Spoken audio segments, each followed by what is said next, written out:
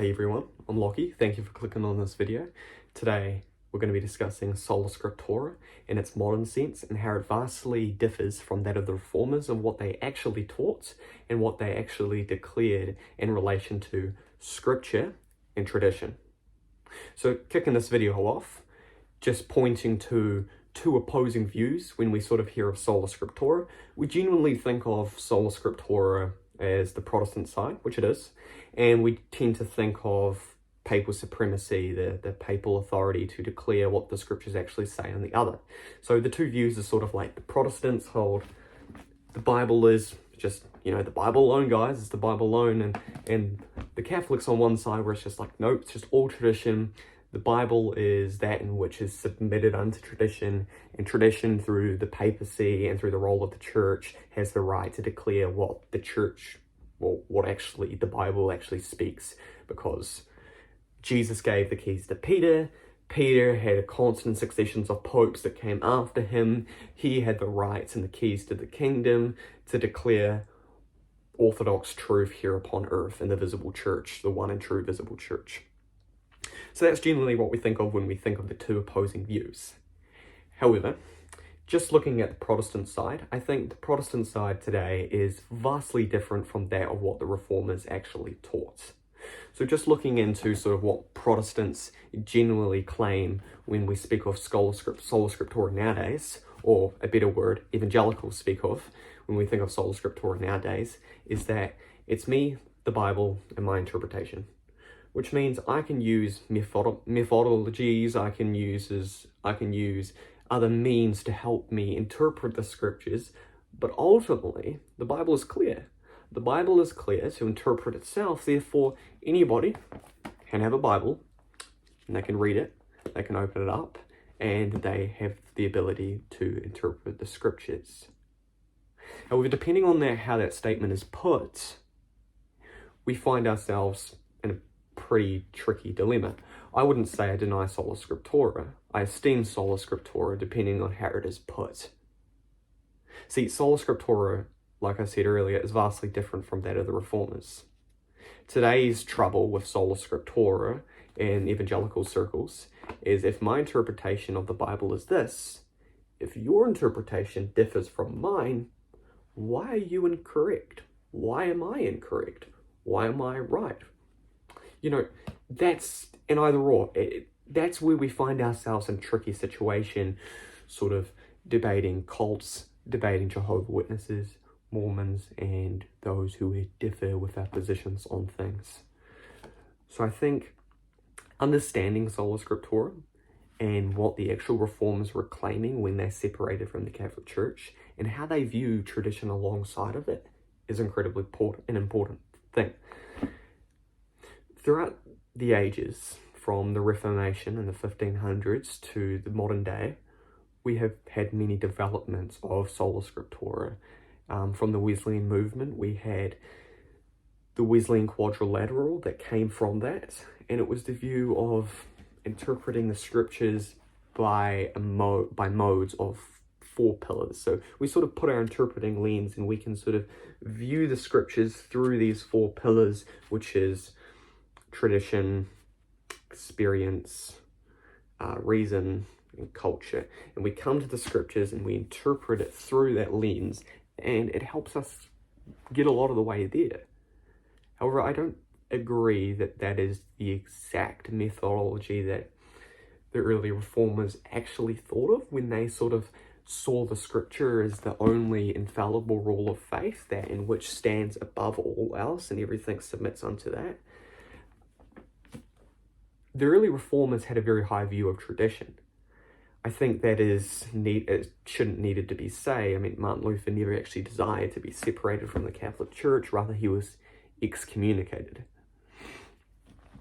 He still held the traditions of the Catholic Church, aside from the papacy, as orthodox, as important, needed. The sacraments are important, and we need to hold those things as true. However, understanding how that correlates is important. Just looking on the other side of the Reformation, which came from John Calvin's side, he was an incredible pillar of the movement of the Reformation as well. And it is important, I think, that we understand both positions. And looking at John Calvin and how he understands tradition helps us really understand how we as modern evangelicals have differed. John Calvin, in his book 1 of Christian Institutes, is reflecting on the revelation of God and how God reveals himself through Scripture as the means of special revelations. You've got general revelation, which is that in creation, and then you've got special revelation, which is through Jesus Christ revealed in his word coming down through the apostles.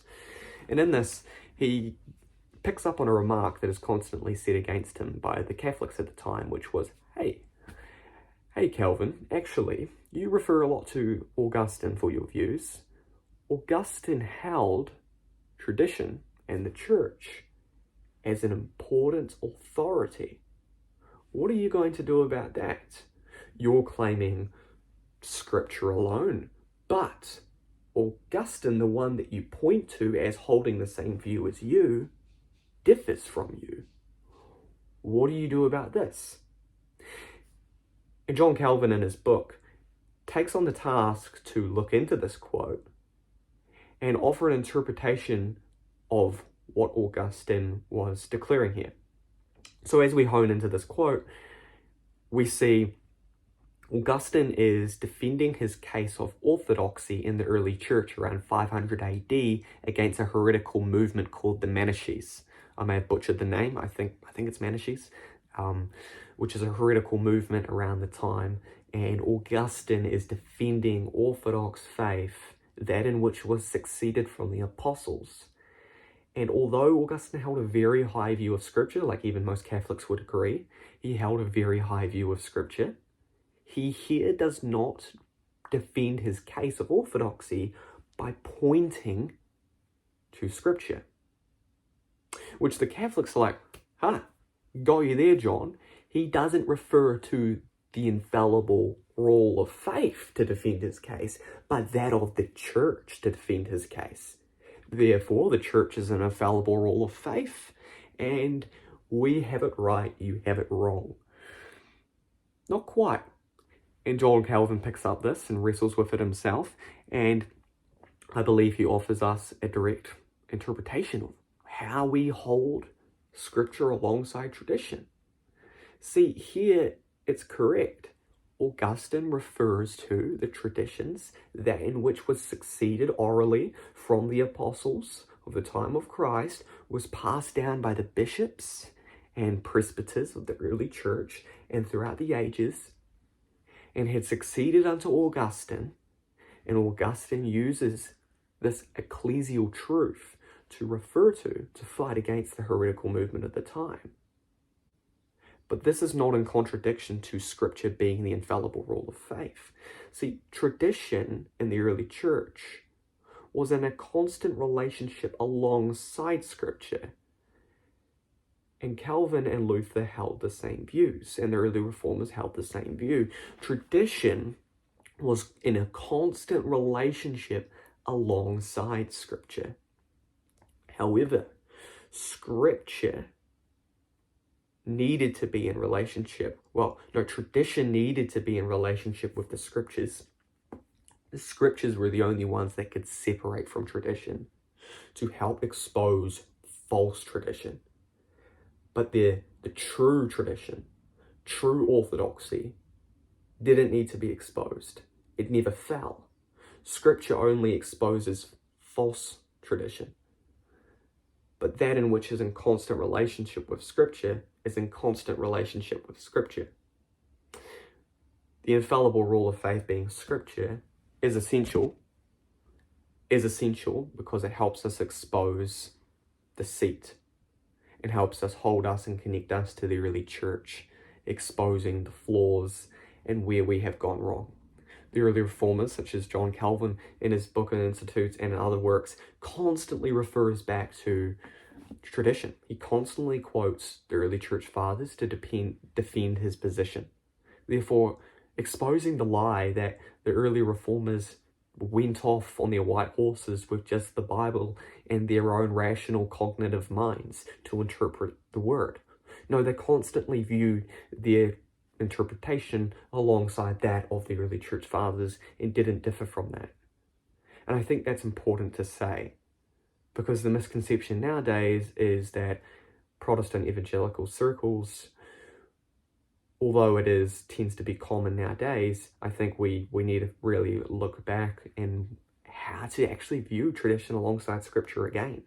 I think, yes, Protestants have gone too far with this idea of Scripture being completely separated from tradition. I don't think it can be. I think it is in constant relationship. However, how I would declare that, again, because that comes with, a lot of things as well.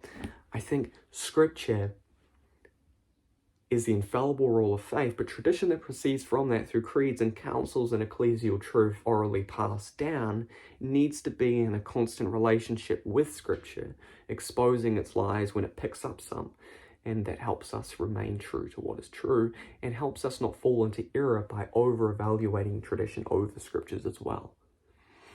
And understanding that holds us, again, like I said, to the early church, and holds us in a right standing of how we're to view tradition and Scripture.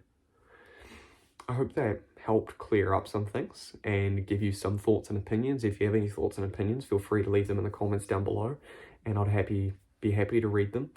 And yeah, thanks for watching.